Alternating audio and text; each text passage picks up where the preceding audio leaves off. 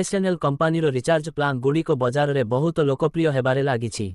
जियो, Airtel, Vodafone recharge plan महंगा हेबा परठु ग्राहक एही सरकारी कंपानी रिचार्ज प्लान को पसंद करिबा आरंभ करि दैछन्ति। सस्ता रिचार्ज प्लान को मध्य उपभोक्ता माने बहुत पसंद करुछन्ति। समग्र भारत में 4 सेवा आरंभ करिबा सहित सरकारी टेलीकॉम कंपानी मध्य ग्राहकों को बजाय रखिबा पाई नुआ ऑफर आनिबारे लागिछि।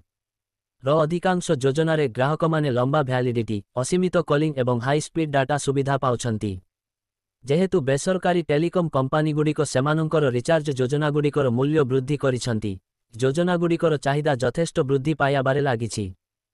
रिचार्ज गुड़िक ट्रेंड करुथिबा देखा जाउछि। कंपानी आपण प्रत्येक बजेट पाई योजना आनिछि। जदि आपण जने उपभोक्ता एवं आपण निज पाई एक भल लंबा भैलिडिटी रिचार्ज प्लान खोजुछन्ति, तेबे आज आमे आपनकु एपरी एक रिचार्ज प्लान विषय रे कहिबाकु जाउछु जेउथिरे कंपानी 395 दिनर भैलिडिटी प्रदान करुछि। एहार अर्थ आपनर एही योजना को 13 मास पाई व्यवहार करि पारिबे। तेबे आसंतु जानिबार एही रिचार्ज प्लान विषय रे। 13 मसिया रिचार्ज प्लान 13 मासिया एही रिचार्ज रो मूल्य हेउछि 2399 टंका।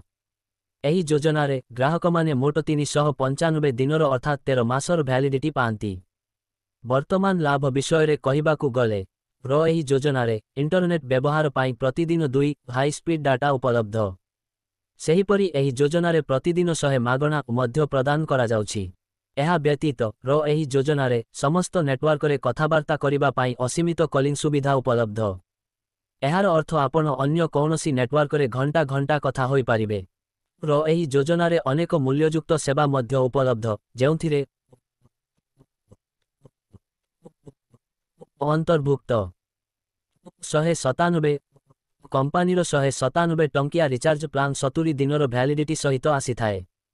एही योजना रे असीमित कॉलिंग प्रतिदिन 100 एवं 2 डाटा मध्य दिया जाउछि। तथापि उपलब्ध सुविधा केवल 15 दिन पाई भैलिड। 199 एही योजना 30 दिनिया भैलिडिटी सहित आसुछि। व्यवहारकारी को प्रतिदिन 2 डाटा